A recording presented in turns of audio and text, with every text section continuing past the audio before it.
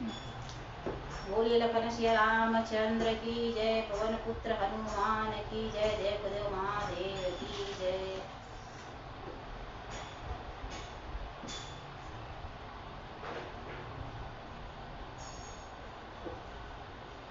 आए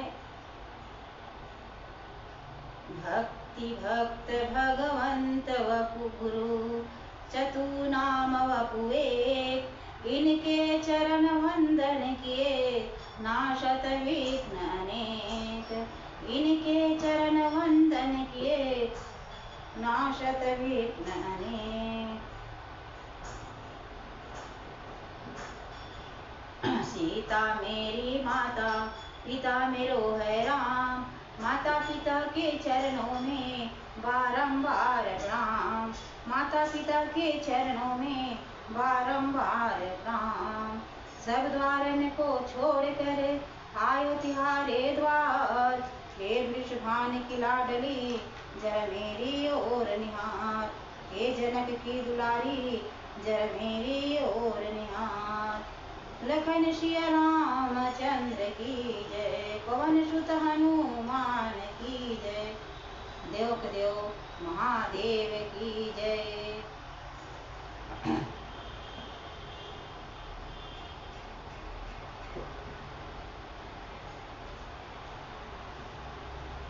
सबसे पहले भगवान की चाहे कथा सुने, चाहे मंत्र जाप करें, भगवान की कोई भी क्रिया करें तो आसन में बैठ करके करना चाहिए। आने की आसन शुद्धि होना जरूरी है। हाथ में कुछ न कुछ आसन शुद्धि करें, कुछ ले लें। कथा सुनने बैठे हैं तो हाथ में नहीं ले सकते तो हाथ जोड़ लें, और हाथ में जोड़ सकते तो कथा को ही, कथा जो चल रही है उनके एक एक शब्द को अपने हृदय में धारण करते रहिए। तो आसन शुद्धि करने का आपको मंत्र बताऊंगी, उसके बाद राम कथा का एक छोटा सा टॉपिक, छोटा सा भाव विचार बताऊंगी राम की कथा का। तो आसन शुद्धि करने के लिए हमें कौन सा मंत्र पढ़ना है और आसन शुद्धि कैसे करना है। तो हाथ में जल लेकर के बाएं हाथ में जल लें और दाहिने हाथ से जल लें, और अनामिका उंगली से चारों तरफ जो जल है ना, उसको पवित्रीकरण करने के लिए पहले छिड़क दें आसन शुद्धि करने के बाद में। और उसका एक मंत्र है, मंत्र को सुनिए। ओम पृथ्वीति मंत्रस्य मेरु पृष्ठ ऋषि सूतल छंद कर्मो देवता आसन पवित्र करणे विनियोगः। ओम पृथ्वी त्वया धृता लोका देवी त्वं धृता त्वं च धारय मामं देवी पवित्र कुरु। ये आसन शुद्धि करने का है ना। तो इसमें जो है कुरु चासनम यानी कुरु मुद्रा। तो ये दो मंत्र है, दो श्लोक है। आसन शुद्धि करना है, और आसन शुद्धि करने से पहले हाथ में जल लेना है और अनामिका उंगली से चारों तरफ जो जल बचा रहेगा उसको बिखेर देना है। ऐसे करके पवित्रीकरण करेंगे। और इस प्रकार से उसके बाद कोई भी कथा पूजा पाठ कुछ भी करें तो ये जरूर ध्यान दें इस बात को। ये श्रेष्ठ भक्ति का, भगवान की प्राप्ति का लक्ष्य है। भगवान की प्राप्ति जल्दी प्राप्त करने का जो है नियम है, ये बताएंगे। वो भक्त के लिए है जो भक्त इस उच्च स्तर पर पहुंच चुका हो। जैसे संसार में बच्चे लोग कॉलेज चले जाने के बाद में उसके कुछ नियम सब चला जाता है, और नियम विधि विधान से चलते हैं, उस हिसाब से है। तो अयोध्या कांड में कुछ बातें ऐसी लिखी हुई है। तो कथा में तो पहली बात बताएं, यही सर आवत अति कठिनाई है। क्योंकि भगवान की कथा में आना तो मुश्किल है, लेकिन राम कृपा बिनु आ ही न जाए। अगर राम की कृपा हो गई तो वो आ सकते हैं, और उसकी कृपा से ही वो जाएंगे। भगवान की भक्ति है, जिसको शरीर में प्रवेश कर गया भगवान की कृपा से, तो उसको वो अपने और संसारिक जगह में जाना उसको मुश्किल है। वो ही जाएगा तो भगवान की कृपा से ही जा सकता है। संसारिक स्थिति में वो पहुंचेगा तो भगवान की कृपा से ही पहुंचेगा। कहने का मतलब यही है।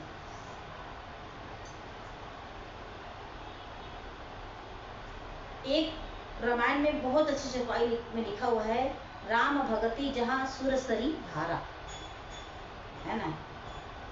राम की भक्ति क्या है? सुर मतलब देवता,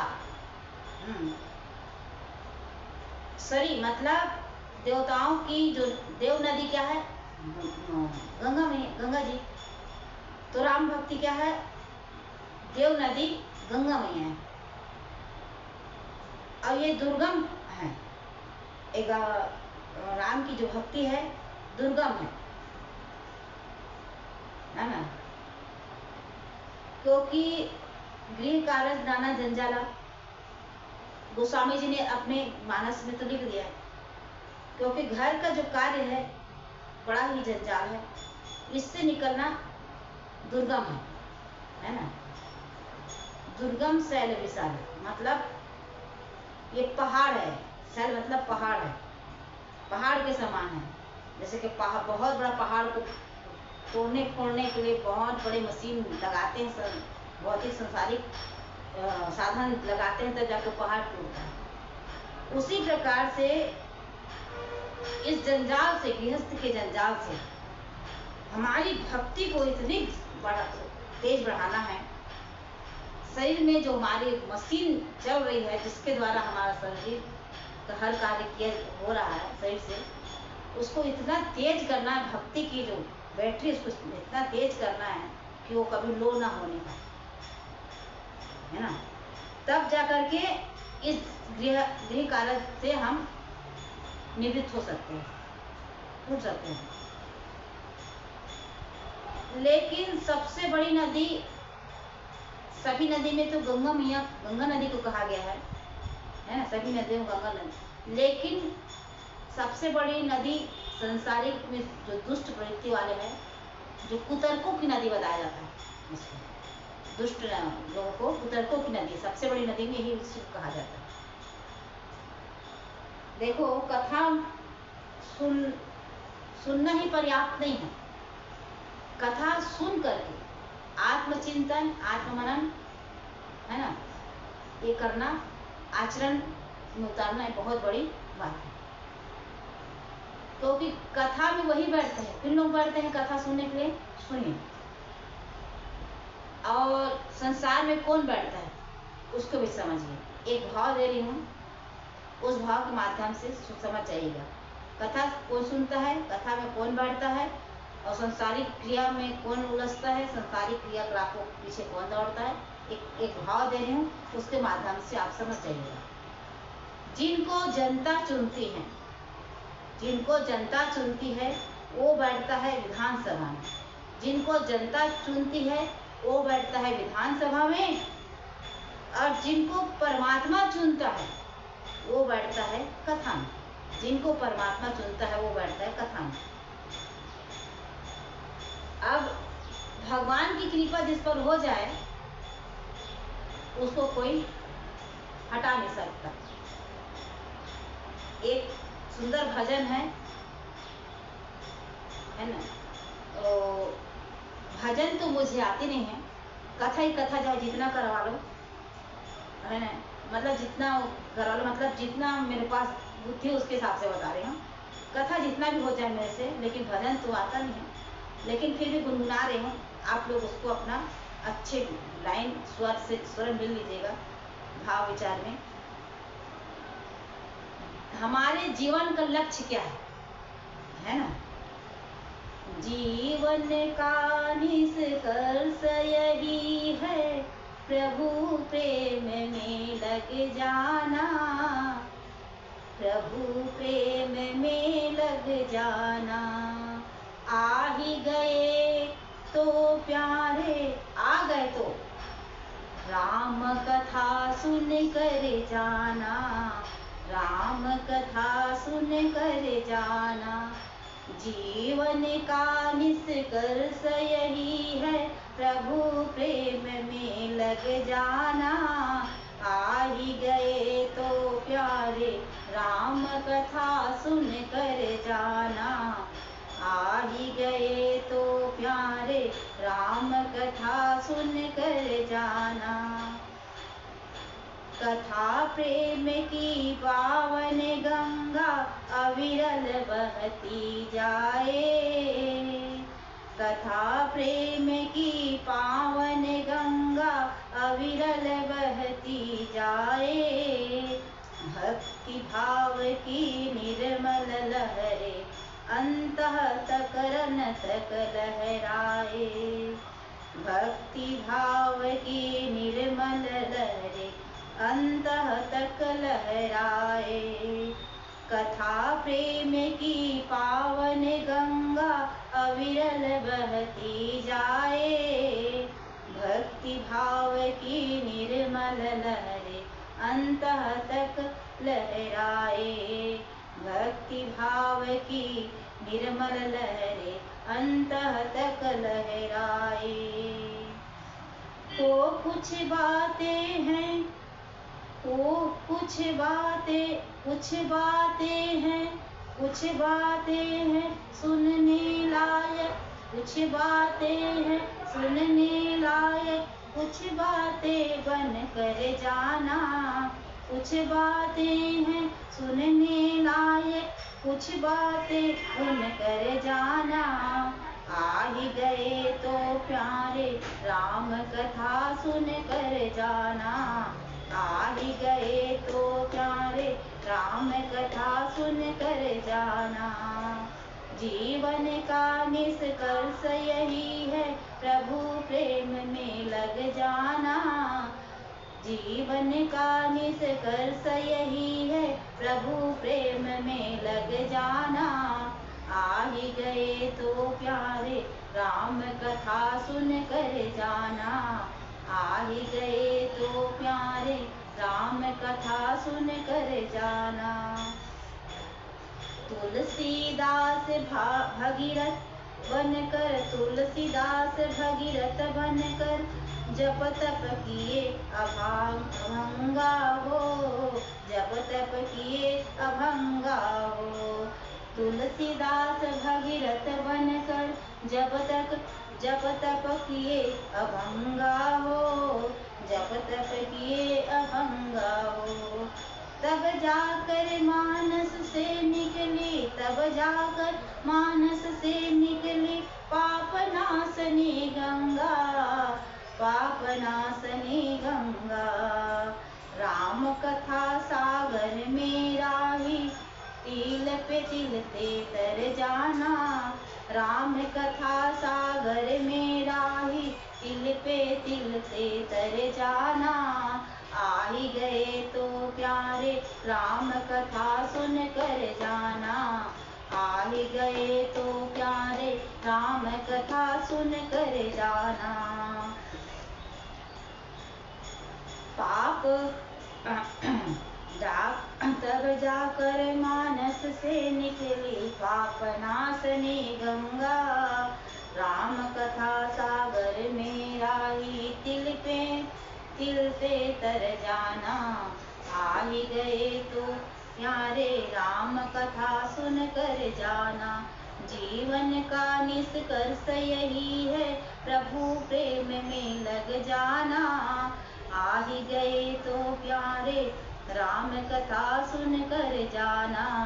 आ ही गए तो प्यारे, राम कथा सुन कर जाना। राम कथा सुन कर जाना। ये छोटा सा भजन और भजन के पहले भाव।